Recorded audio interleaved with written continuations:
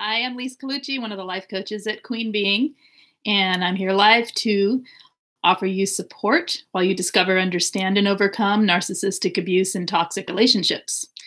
So, I had a question today about self-care and what to do when you are really stressed out, when it's really extremely stressful and you're pretty much in permanent fight or flight, and the anxiety is really high and you're coping with life, but you are perhaps just always on alert. And maybe the narcissist is somewhere around you and you have to avert going places and, avoid things so that you don't run into them. So, one thing they mentioned was they were having trouble sleeping and that they were trying meditation and yoga, and that somewhat helped, but it wasn't enough. I would say increasing those, like you might need to just do more of that. You might need to do it before bed. That might help. You could try sleep hypnosis as well. That can help before bed. I have a bad light. I'm going to turn this. And you could try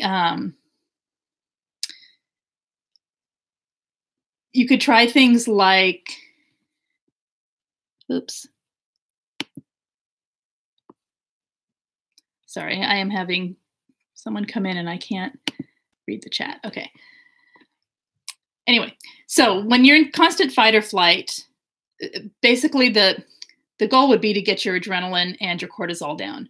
So I would say things like aerobic exercise versus yoga. The yoga is great, but you really do need to move that energy through your body and get your blood pumping and lower your cortisol levels. Aerobic exercise will also raise your serotonin, so it can help just kind of even out your mind a little bit.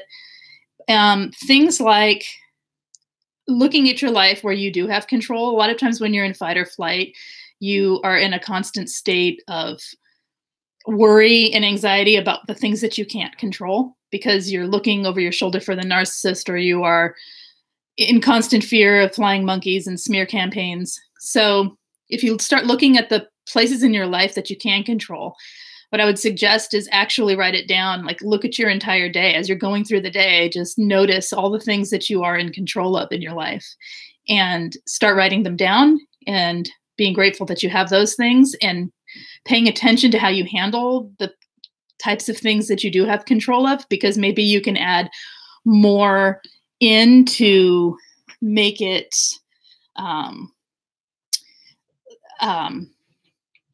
more habit in, more things in that can give you like a sense of self-care while you're doing it. Simple things that you do in your day, like, just eating a meal, you have control over what and when and how. You can take time to appreciate that you're doing it, slowing down and being in the moment, taking a pause from when you have a chance. So like if you're going to eat a meal and you're just rushing through it because you're in a state of fight or flight, you're not allowing yourself to calm down in the moments that you do have peace and quiet. So use those moments of peace and quiet so that you can calm yourself down to at least a little bit of a calmer level for parts of your day. And someone is here. Hi. I can't, of course, see the screen because it's teeny tiny. There we go. Okay. Hi there. How's it going?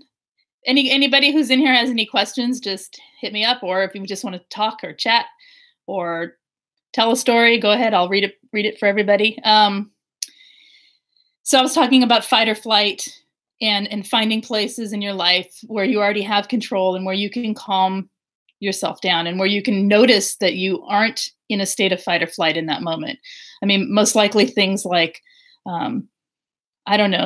daily grooming habits, taking a shower, eating a meal, anything that you do daily that you just kind of do like a habit or by routine. If you take time to pay attention to the fact that you can calm down in those moments because you are doing something that you have total control of, it might help to at least give you breaks from that fight or flight feeling. Because what happens is if you stay in fight or flight too long, you pretty much live there.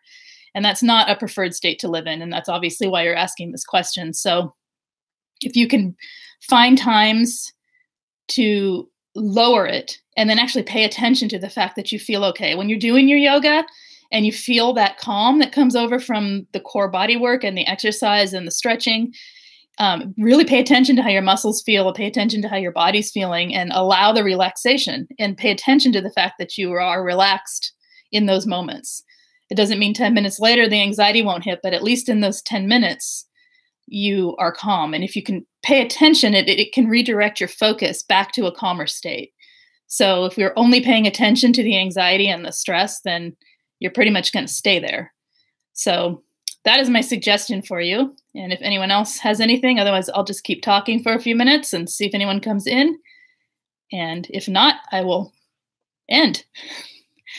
I hope that answers it. I'm not going to name names here, but she knows who I'm talking to. And I hope that helps you. Hi there, chronic. You have a chronic pain flare-up. Okay. Chronic pain flare-up. What does that mean? Talk to me about that. Is that like from, do you think it's triggered from the abuse that your body is now in a state where it is constantly in pain, or is that something else in your life and you're just telling me you have chronic pain? And I'm sorry, because chronic pain's awful. It's awful. What someone suggested to me with chronic pain, because I have chronic pain as well, is find places that don't hurt. Like pay attention to what doesn't hurt, even if the only thing you got to your earlobe in that moment. Because again, it's shifting focus off of the things that are so bad onto what's neutral or good. I mean, if you can't find anything that feels great, just go to something that feels neutral. And it's not so that you can avoid or ignore the state you're in. Of course, you're in pain, but so that you can spend some time in your day focusing on something that isn't terrible and isn't causing you so much pain. And then basically your brain trains itself to not be so focused on the pain. And actually the pain can reduce a bit when you do that. It can at least not be the constant voice in your head when you have chronic pain. And I'm sorry, it's awful. Yes to both. Hi, Jonathan. Yes, we've talked about it. It was suggested to me and I tried it and it actually did help. It helped me it took about a month and a half of really focusing and breathing and finding a place on my body that didn't hurt. And like 5 minutes, it's sort of a mindfulness thing, but also really directing my focus there so that my mind wasn't constantly going to the sources of pain. And I hope that works for you, but let's see. What are your thoughts on gaslighting on a child? What does it cause in the child's social actions in adulthood? Do you mean a child being gaslighted by an adult narcissist? Is that what you're talking about? Like one of the parents or someone else is gaslighting a child? I think it's awful if that's what you're talking about. I think that is basically teaching them that lies are truth and truths are lies and there is no truth and they can't trust themselves. So I would say if I were the other parent in that situation, I would make sure that child understands that their feelings are valid, that their thoughts are important, and that you are a solid source of sort of reason in their life so that they have someone they can trust. I mean, having one person you can trust as a child when you're surrounded by toxic people is a huge deal. And if you talk to anyone who has had narcissistic parents or toxic parents, they will tell you that if there was someone in their life that they could count on, it made a huge difference. And often we go seeking it after, as adults, we look for people to kind of fill that role. So if that's what you're talking about, that is what I would suggest. I think it's a horrible thing to do to a child. And we know that's what happens because they pretty much treat everyone the same way. And gaslighting is a major tactic of a narcissist. So yeah, and then let's see. Yes, distraction is helpful. I would say that, back to the Jonathan with the chronic pain, that it can be more than helpful because it's not necessarily a distraction. You're actually directing your focus. So you're actually telling your mind what to pay attention to. And if you do it enough times, it's the same with recovering from narcissistic abuse when it's emotional pain. If you tell yourself enough times to focus somewhere else, then your brain will not automatically always go to the pain. So, it's worth a try. Oh, let's see. Hi, Joanne. Yes. You need an ally, someone who stands next to you. Yes, yes. I think you're talking about with the child, that they need an ally. Hi, Angie. Hi, Angie. Look at me. I'm on here. Let's see. Lise, let's see. Yes. Lies throughout childhood. Both parents covered up what happened when I was young.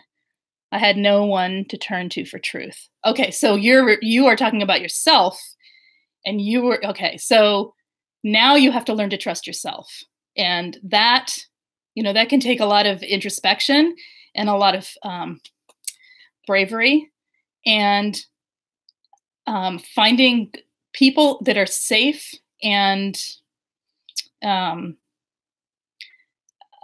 people you can trust to bounce ideas off of. That's one thing coaching's great for, or a support group, so you can say, hey, is this reasonable? This is what I'm thinking, if you need to. But learning to trust your own experience. I mean, you can do things like mindfulness helps with that, because you're letting go of your thoughts and your emotions. You're letting them be there while you're focusing on the experience of the moment, which is pretty much breathing and sitting. And you can learn to trust, when I breathe and sit, I'm just breathing and sitting. And then that can carry out further into your life. And so it's really a process, I think, at this point. Everyone's saying hi, Angie. Hi, Angie. Let's see. Oh, you're all talking. Any other questions? Okay, I'll talk to you tomorrow too then, Angie. I look forward to it. Yes, and journaling, recording facts and events. Yes, journaling and recording the facts and events. Absolutely. Journaling is important for a lot of people. Let's see. Learning to trust myself has been really, really hard. I don't have many people I can implicitly trust. I'm curious, what do you find the most difficult about trusting yourself? There's a question for you. Hit me back with an answer if you feel like it. How have I learned to trust myself? Well, I've learned to trust simple experiences, like any anxiety I'm feeling right now sitting here talking to a camera when there's actual people there typing that don't have faces is an experience I can trust as an introvert being in the center stage here. So yeah, I can trust that that's really happening. You see, like whatever is happening in the moment, you can learn to accept that the experience you're having is actually happening. Hi, Colleen. You're doing dishes and listening. I look great. Thank you. Thank you. Look, lipstick. And chronic pain, I tend to socially isolate. Yeah, that makes sense. It's exhausting. Chronic pain's exhausting. It's I mean, you can be social online. That's one way. You can, I don't know. I mean, it's a tough one with chronic pain. Colleen. Thank you, Colleen. It was free. And it's the color you suggested. So what do you know? In bed, on mobile, can't type as fast as I could on a desktop. Yeah, I understand that. It's tough. Do you listen to audiobooks? Do you talk on the phone to people? There's all kinds of ways to socialize it. It's very difficult, when you're in bed with chronic pain. I don't know. It's a tough one. I deal with it, and I don't know that I deal with that one particularly well. But honestly, if I come up with anything, I will be sure to tell you. I actually trust myself more than other people. Some areas I'm totally naive and blind. I can't see people's lies. I believe everyone. So you trust yourself, but you don't trust other people. That makes sense. Sometimes when you're doing that, it could be a boundary issue of giving over too much too soon, or, oh gosh, I would have to know the scenario to talk more clearly on it. But hey there. Is that Malta? I can't, you have to excuse me. I have this laptop and I can't get the right angle to read. So, with not trusting other people, but you trust yourself more.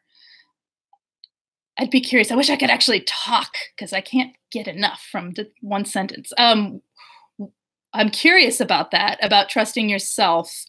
what is it that you're trusting? Are you trusting your past experience to be true, or are you trusting the moment that you're in to be like, because if it's related to the gaslighting from a childhood. And so are you trusting your experience more than you're trusting what other people say to you about what's going on because you're afraid they're going to gaslight you? I can't quite get the gist of what you're saying there through a sentence, but anyway, I am running out of words. And live stream is strange. Okay. You can't see people's lies. You believe everyone. Oh, I see what you're saying. You go into it naively. Okay. So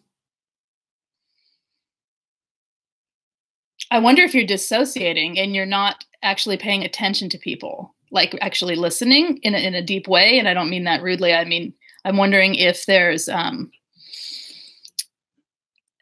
if it's a defense mechanism to just believe. I don't know. That's a curious one. Let's see, Jonathan. I struggle with all or nothing trust, trusting people all or none, and not so much bit by bit. That makes sense too. Yeah, trust is interesting. I think a lot of trust comes back to, again, it comes back to self. It comes back to looking at what our beliefs are. And without a specific situation, I have a hard time talking about it because it's a pretty broad topic. But when you look at what your beliefs are in a situation, and you look at, oh, okay, I still don't have my narc radar in tune. Don't want to jump the gun, but sometimes I see red flags all the time. Okay, so you're not trusting people, and she is trusting people too much. It's interesting. I really think it has a lot to do with boundaries and learning to trust yourself. And then maybe when you say you do trust yourself, you're trusting yourself in some things, but there's other areas like being able to read people or discern who's safe and who isn't, that you're not trusting. And really, that's an inner feeling. Sometimes it can be learning body language, learning red flags better. I don't know. There's a whole list of things without specifics. I can't say much more. Bit of both, depends on the situation. Yeah. Let's see. Things I've learned in life are clear to me. Reality. Things taught to me by parents and older brother were all lies. So the things that were taught to you and the things that you've learned, let's see, the things that you've learned in life are clear. Okay, so the things that you've learned on your own without your family, you trust. The things that have to do with your parents or your older brother. So interactions perhaps, or certain types of interactions that you have with other people, you don't trust. Yeah, that you're kind of stumping me here because this is a good in-person talk. Okay, yeah. I'm wondering, how does it affect you? What happens? How does it affect you in negatively that you don't trust? Or, like, do you throw your trust in and then people hurt you?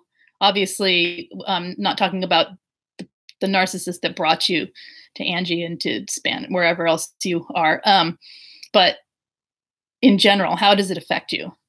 Maybe that would give me some ideas on what to say to you. Let's see. I think it's in people's nature to naturally trust, but we don't know what we have to be in the moment, present and alert. Exactly. Present and alert in the moment, present to yourself, because sometimes it's in the way your body feels and it's in the way you, the reactions you're having to another person that give you indication that something's not right. And that's the kind of like instinctual trust that you have to have in your own. I mean, if you're an empath, it comes in and you feel it, and there's something that if you can be present and alert, like Teresa suggested, is it Teresa? Yeah, Teresa suggested, then it can allow you to trust that what you're feeling is actually happening, and you can move away from the situation or move toward the situation if it's like, okay, I feel like this is safe. I hear you, Joanne. Hard to respond to intuition in a way that's socially shrewd. I have autistic tendencies. Yeah, it can be. Joanne, example, had a phone call with a new business contact. A guy kept rambling and my energy leaked away. I paused him and he totally had to get a grip for a moment. I thought, there goes the mask. His mask or yours? I think she's talking about his mask, right? Yeah. So that's an example of how you don't trust people and then it proves right. Is that what you're talking about? Like how you're on alert and you don't trust people and you could feel your energy leaking away. And when you set a boundary, he freaked out and you proved that it was correct. Is that what you're saying, Joanne? I have no confidence. Yes, I'm sorry. I'm not reading this very well because I can't see. I think it's Life's Revival. I have no confidence. Yes, my expectation of people to be real, but they aren't, often happens to me. You have no confidence. You have no confidence. That's curious about what you're saying there because you have a high expectation of people to be like real and authentic, but they aren't. And my dog is eating a plant. I have to stop this. Hey. Yeah, that's what happens when you leave them loose. You have an expectation of people to be real, but they aren't. I'm wondering about your expectations of people. Most people, I have to say, are not very authentic when you first meet them or when you're not intimately involved with them in some way. Most people are on guard or they're not genuine. And that can be really hard to filter through when you're looking for authenticity in people as a sign of being able to trust them. That's a good question. I'm going to have to think about that more. His mask came off. What am I missing here? Joanne's saying she's not sure how to assess it because I just talked to him once. It was just a gut feeling and my energy level dropped like crazy. You know what? It doesn't really matter if your energy level's being drained, then that conversation's done. And maybe you need to find ways to protect your energy, especially if it's a business deal, because sometimes we just have to deal with people that drain our energy and aren't necessarily the healthiest for us, but we have to continue with the conversation, at least for the duration of it. So maybe looking at ways to protect your energy so that it's not all flowing out of you and then you're not sucking back in whatever it is they're putting out. It's a thought. I'll have to think on ideas for that too. But ask because masking and autism, okay. Jonathan says, I asked because masking in autism circles refers to people with autism forcing a more seemingly neurotypically normal social response, which is energy draining in itself. I think she was talking about, here she says, she's talking to me. I think she was talking about the other person was wearing a mask in the sense of a narcissist mask slipping or a person trying to manipulate you, mask slipping. And I think what you're talking about is a skill that's taught to people who have difficulty in making the facial expressions that correspond with the emotions that they're feeling because of being on the autistic spectrum, which is a totally different thing. So I think it's a word being used in two different ways completely here. Okay, I think, what was it that I taught you that you didn't know? Life's Revival says, I think you taught me something I didn't know. Can you say what that was? Because I'm curious. Okay, Joanne says true, but it was about getting into a project. It didn't feel right. Oh, okay. Yeah. Yeah, the narcissistic mask is what you meant. So you didn't want to get into a project with this person because it felt like something was way off. And that, I think that's fair and that makes sense. And that is a good assessment and a good way to not spend the next however long the project runs being drained by someone that's toxic when there's other projects out there that could fulfill you. So that's probably a wise move. Yes, the narc mask versus the autism. normie mask are totally different. Yeah. And it's interesting when words are used in different, the same word is used and it can mean completely different things. So yeah, we have to be clear when we have what we're talking about. So, and I think got about 10 to 15 more minutes here. And then I'm going to have to go because I have group coaching tonight. And if anyone wants to hear about that, I can talk about group coaching, which I probably will a little bit anyway if it slows down. Let's see. When first meeting life survival, when first meeting people, they protect themselves by not being real.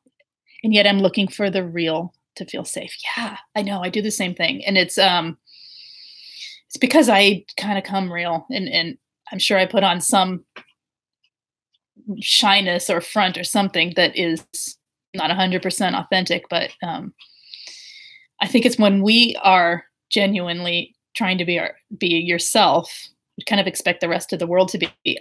A lot of times when you hear the word, I have an expectation, that's a sign to look at yourself and say, whoa, wait a minute. Why am I putting an expectation on other people? You can have a standard and you can have an expectation of how you'll be treated. That's different than having an expectation of how someone else will behave in their own life, if that makes sense. Having an expectation of I will only be treated in a certain way, that's more of having a standard.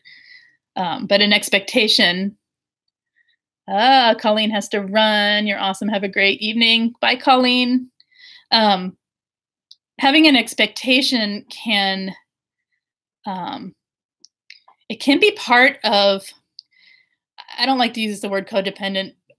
I prefer saying people who've been traumatized by abusive people can have a need to control the environment around them in a sense so that it feels safe for them. And those expectations can be part of it.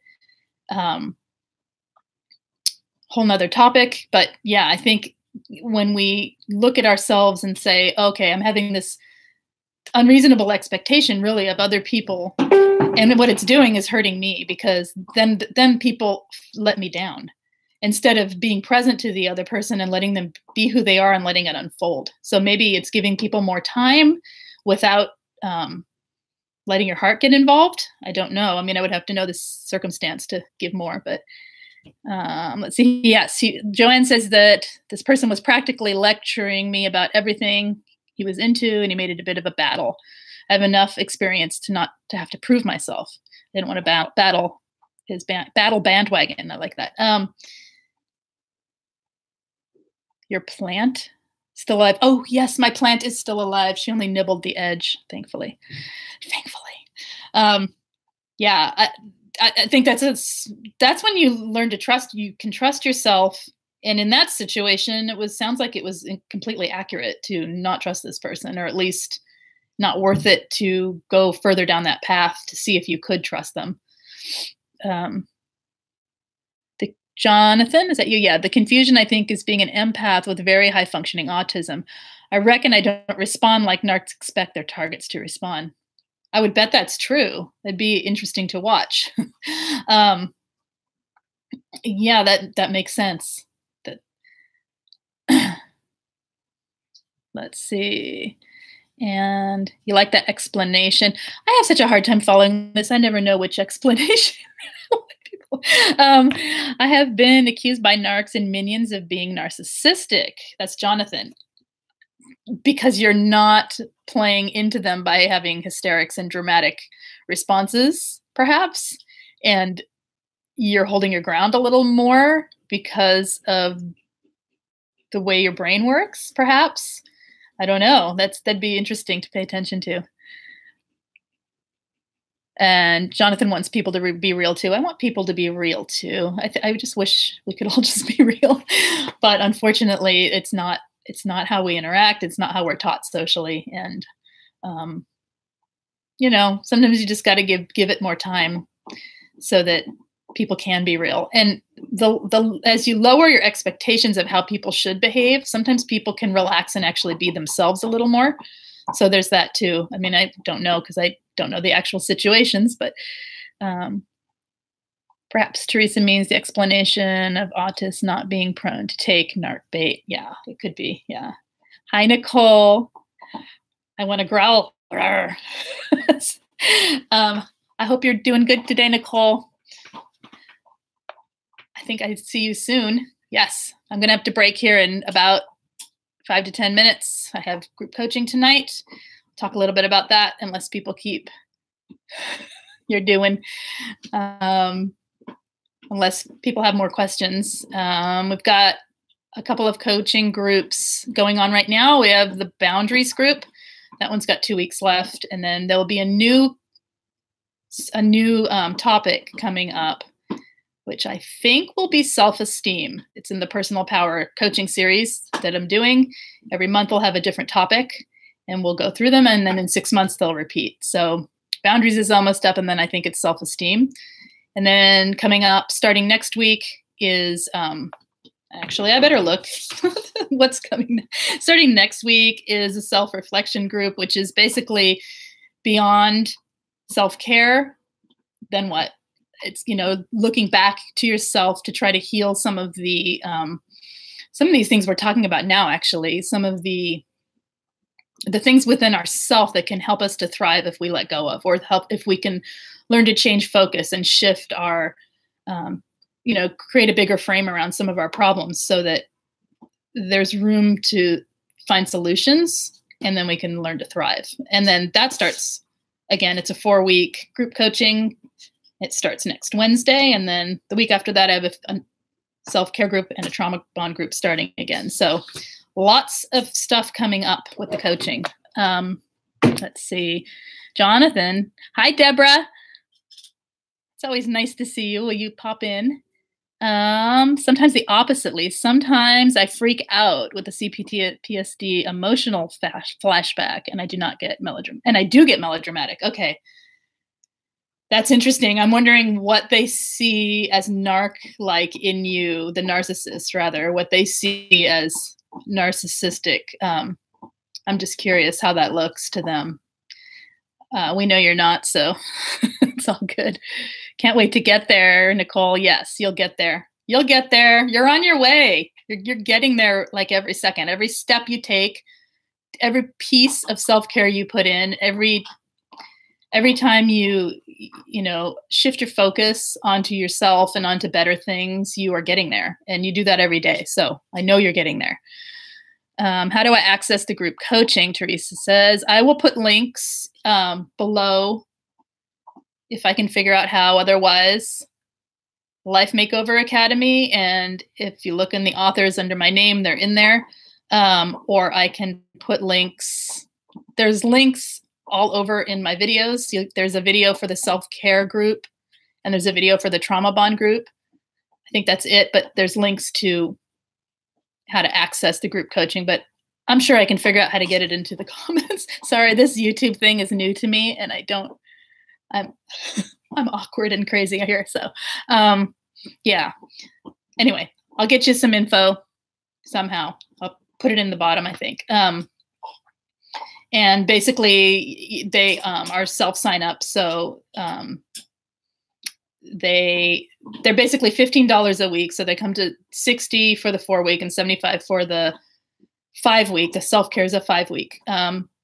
And there you can sign up from the link directly to the course. It's a little course with a printable journal. And then we meet weekly on a video chat. So we all come into one group on Zoom chat, and we do our meetings once a week. But then also there is a messenger on Facebook, a messenger chat that we have, and people come in there daily and talk about what's going on. And I try to come in a couple times a day and give some help with where people are, like right in the moment, so they can continue on with what they're working on in the week and then bring it to group the following week. So it's very comprehensive, and it has a whole flow to it to get you all the way through the 4 weeks. So let's see. Joanne, the question from the group earlier today. Did you hear me at the beginning? I talked about it when I started. Let me know if you heard the beginning of this. I talked about your question about, you're gonna have to remind me now because I've said so many words, I've lost the flow of what it was, but I tried to answer it when I came in here in case you didn't make it in. Nicole says it helps tremendously, and she's in 3 groups. Yes, she is, but I'm not ready for self-reflection. You know what? You're already doing it. It's really just a place to go so that the self-reflection group, and honestly, I'm changing the names of all of these, so don't get too attached. But the self-reflection group is basically, if you've done the self-care group, you could do it again, and you could do it again, and you could do it again if you felt you needed it. But if you feel like I still want to continue with this self-care and I want to keep looking deeper into my things I want to change in my life, that's when it's good to transition over there, because then the people coming in there are kind of all on the same page. Whereas the self-care group, people can be coming in from all stages of healing. So it's really, you do fine in there, but you 3 groups, I think you're covered. You're doing great. Jonathan says he remembers the links are also in the Facebook and Mighty Queen Being groups forums. Yes, thank you. And I think Angie just posted a link to them. She sent me a link, and I can't remember where she posted it, but it's all on one page, so you can find them all in one place. Joanne, oopsie, I didn't hear the first 5 minutes. I'll listen to that part again tomorrow morning. Okay, and if I didn't answer it, I can answer you later too if I have more info on it. I think I covered it, but I may have missed some stuff there. Nicole, she loves 3 times a week. She's made a great connection with people. And that's it true too, is the connections that are made between people in the group with the added support of coaching. So it's like meeting people all kind of doing their own work for themselves and working on their own pieces of healing, but having the support of one another and keeping it topic oriented. It builds these very beautiful relationships between people. This is what I'm seeing, at least.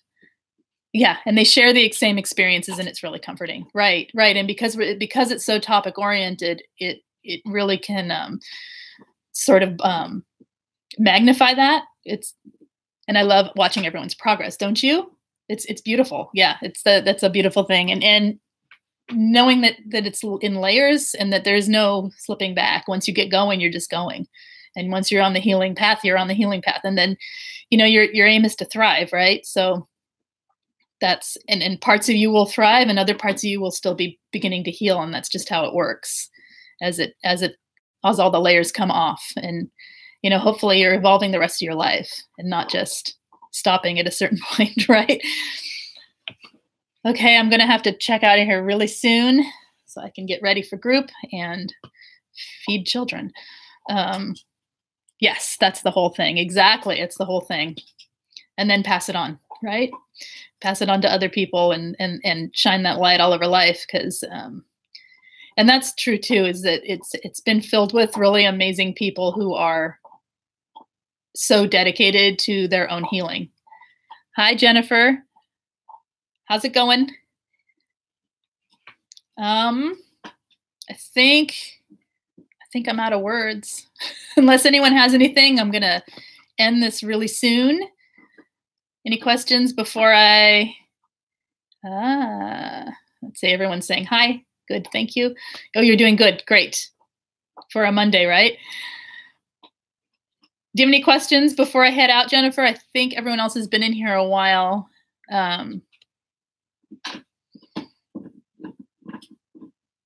Feeding kids is important, Jonathan.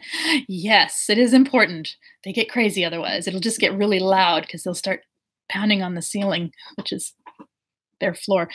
Thanks for the stream, Lise. Have a great week, everyone. You too, Malta. Thank you for coming in. And I will try to do this weekly. I'm not sure. I don't have a day set yet. I'll try and do it more than once a week, but I'm just learning how to do this. So this part is always fun. You have a good night too. I hope that helped a bit. Come in next time and I will talk some more. Nicole says you are awesome. Thank you for all you do. Thank you for you. Thank you. Any more? Any questions? I'm going to head out. Give Jennifer a second in case she wanted to ask something or had something to add. And you guys, as we head out, thank you. Goofy as I am, if you have anything to add, like today has been my getting back on the self-care bandwagon day. So I keep asking in every group I'm in what people's ideas are for ways to improve that in their life. So if you have any ideas, throw them in the chat here so other people can read them. Jonathan doesn't have the energy to cook from scratch. He hopes my dinner is easy too. Yes, it will be easy. I think it's leftovers and like vegetables. So yes, it will be very easy. Yeah, leave comments for each other if you'd like about ways to help each other, ways that you find most useful for self-care, because you never know what idea is going to strike somebody else as interesting, and it may change their life. So with that, I'll see you guys later. Bye-bye. Now, how do I end it?